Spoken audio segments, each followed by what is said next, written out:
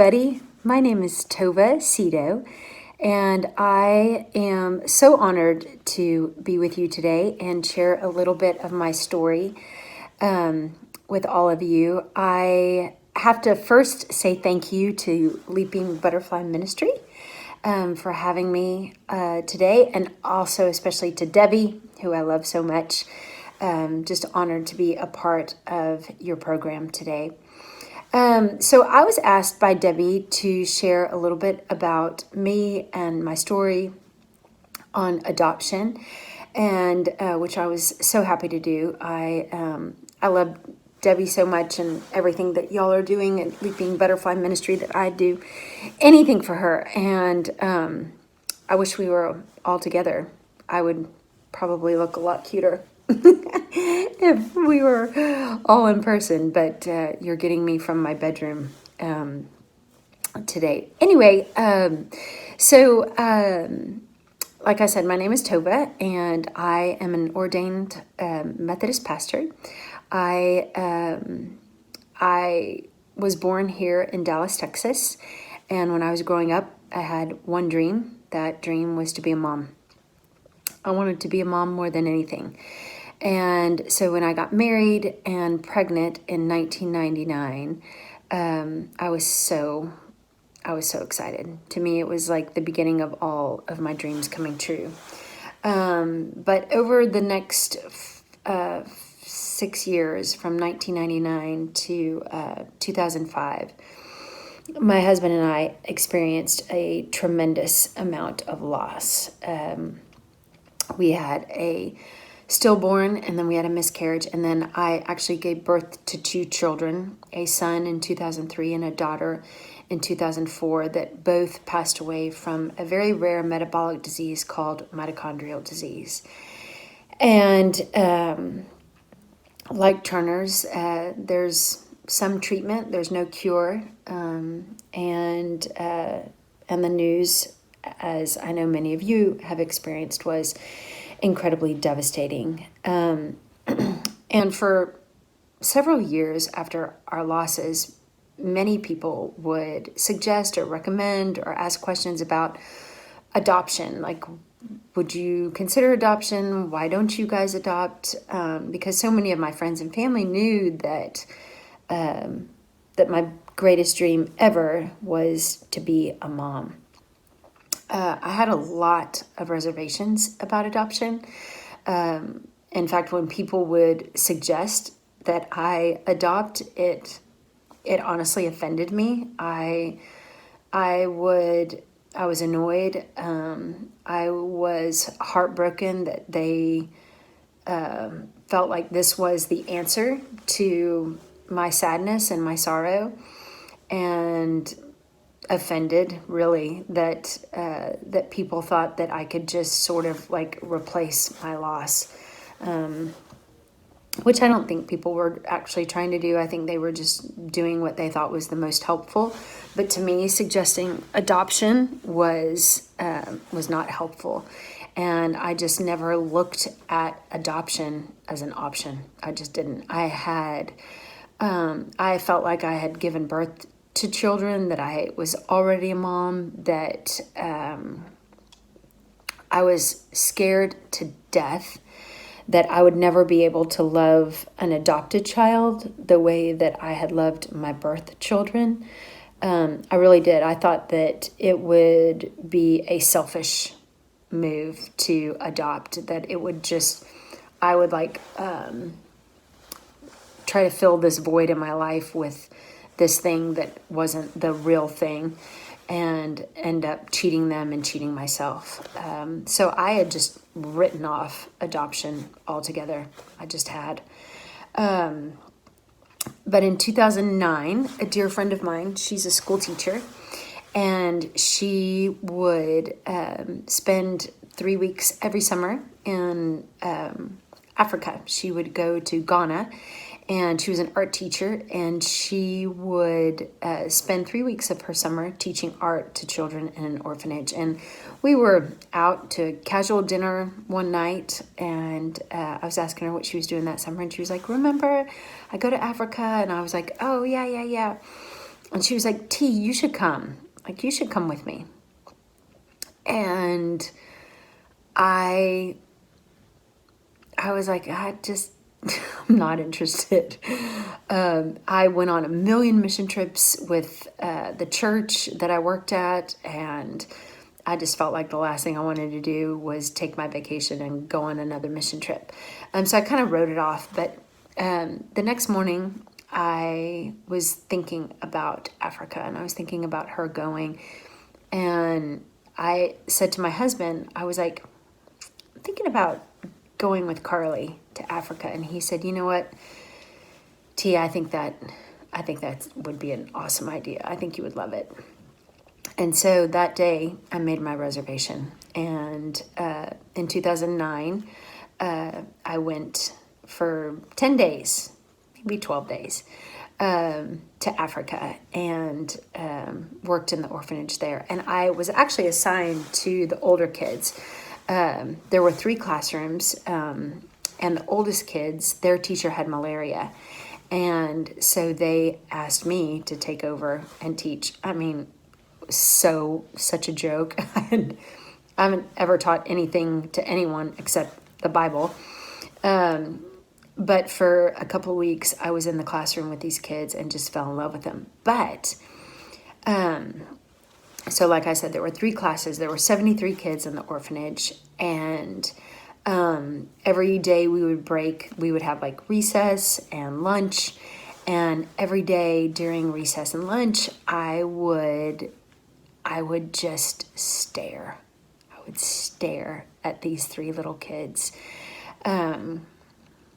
They were so beautiful and they were so talented.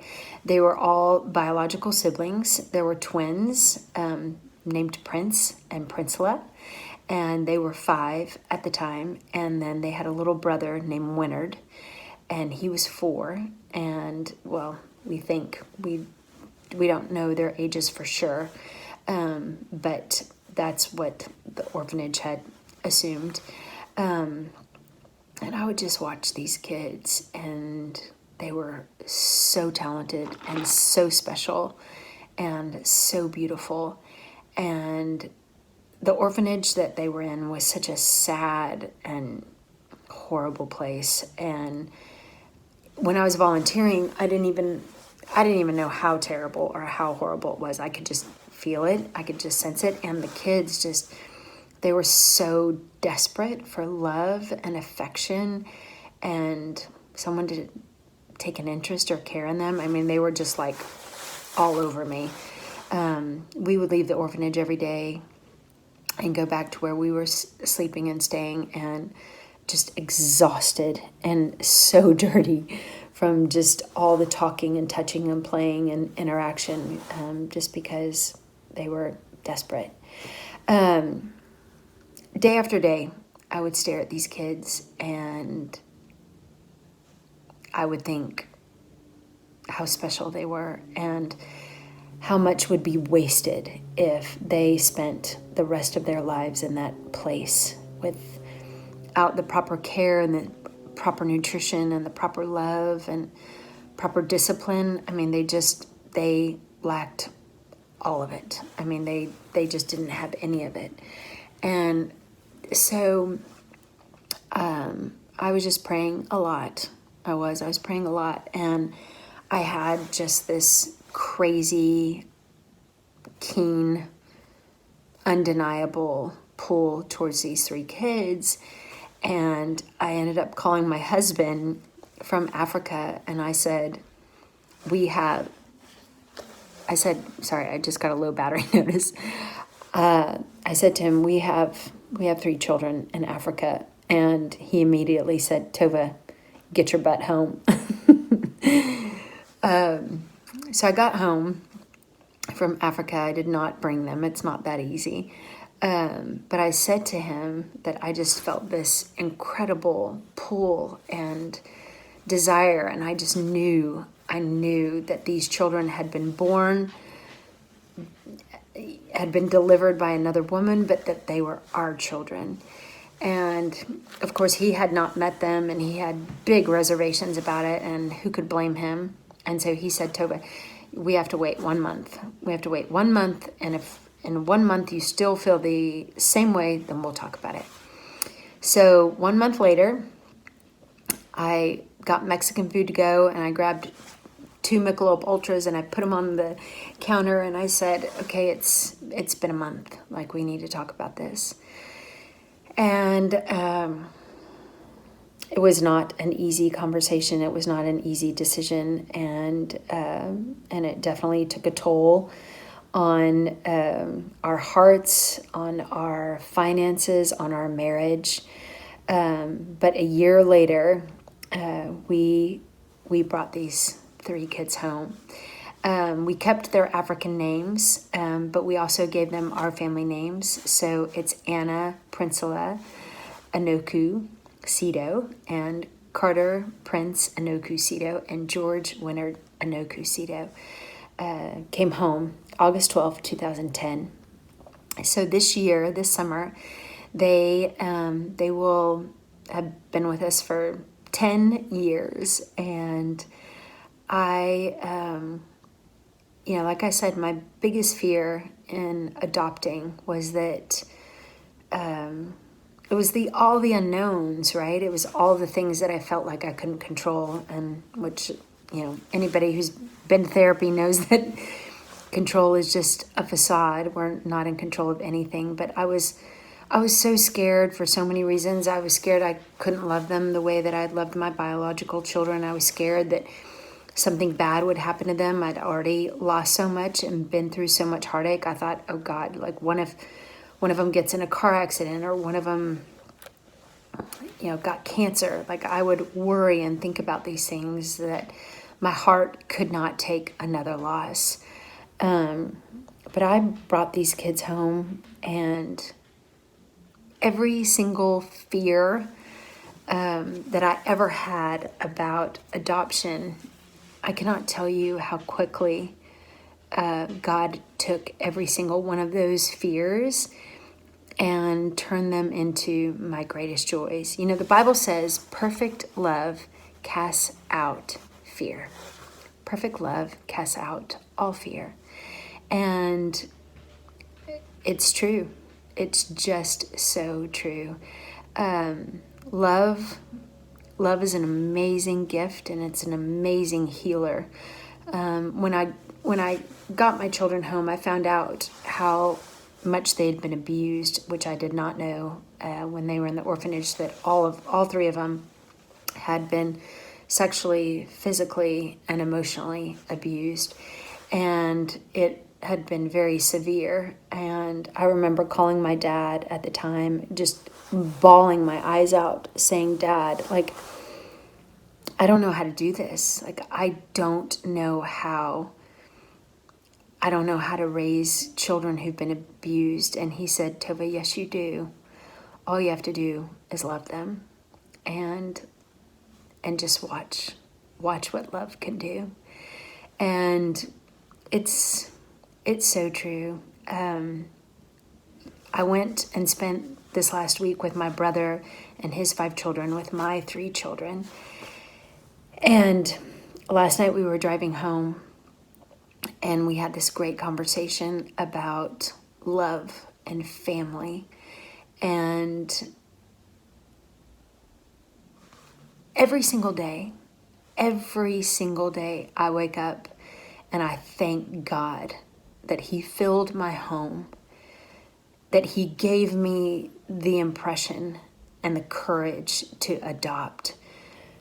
I cannot imagine my life without these 3 children. And when I think about the fear that I couldn't love them the way that I loved my biological children, it's almost silly. I mean, it really is. I love them wholly and completely, and my life